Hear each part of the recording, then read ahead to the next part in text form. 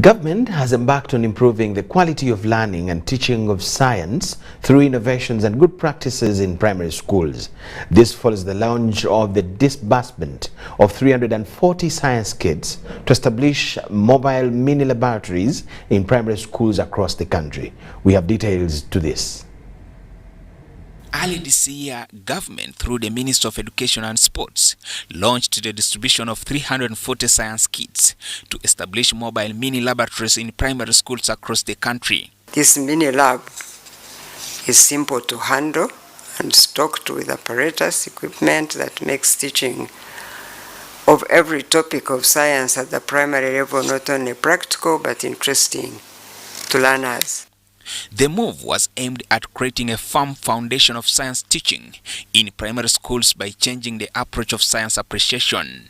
If you are teaching the young one about the heart or the eye, and you bring a model and you say the eye looks like this, not just drawing diagram, that sticks better in his head than teaching him or her in what? In theory.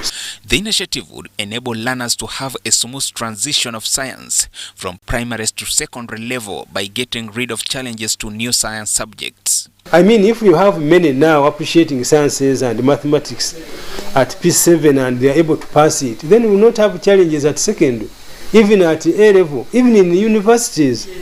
It is against this background that in Tungamo, Iganga, Soroti and Gulu districts received 20 science kits each.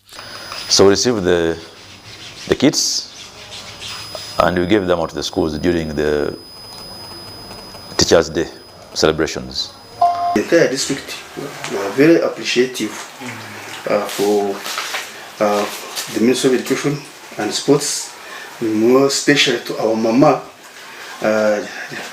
Janet Museveni, the Minister of Education and Sports, for the initiatives. According to the teachers, the kits have eased the teaching of science in primary schools more than ever before. Before the kits, it would become sometimes very difficult for you to explain. For example, if there is an eye, you know, it becomes very ambiguous. You are telling the child the eye and you can't show the whole of it. When you just draw on the diagram or draw on the chart, it looks like it does not come out well. So this skeleton has made my work very easy now, and the children are enjoying the lesson because they are able to see the real, and they are touching it, they are naming it as they see the bones. It is evident that these initiatives have enabled learners to acquire the necessary knowledge and skills relevant to personal and national development. It is now easier for us to just see and we shall draw it. It doesn't even make the teachers to draw it on the blackboard. Before this thing came, we just see only the front parts, but now I can hold it, I turn it around, I see the behind parts, the in front parts, I see it very, very, very well. With the help of science kits, a number of schools are hoping to excel in science. What was there in the science kit, I even saw some of the questions in the past papers that I saw after the exam has come out. So I am very hopeful we are going to score. However, there is a need for more science kits, claiming that one kit per school is like a single drop in an ocean. We really want more of the kits. Actually, we would thank you so much if more of the kits were brought today, not even tomorrow. We thank you so much. The kids are really enjoying. When you have kids with practical, it is what they want. Even when you are talking, you are still introducing, you are actually wasting their time. You see this large class, and everybody has a right and has interest to at least touch these and interact with the skeleton. So it takes long for everybody to participate in touching this thing and learning and naming parts practically.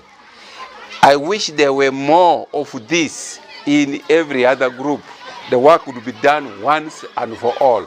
There is also a demand for kits in the schools and districts that missed in the first phase. The pressure we've been getting from these other schools that never got, it is immense. Remember, even government primary schools, being 242. So when you take away the 20 that received, then 222, they remained at large. According to government, the distribution of kits will be rolled out to the rest of schools in phased manner. The government plans to procure the mini laboratory equipment in phased manner, depending on the available resources, starting with districts which have very poor results than others. The other non-profitable organizations that have backed government in promoting science in primary schools include World Vision, Save the Child, Fields of Hope, and supplied by River Flow International. Joseph Oko, UBC.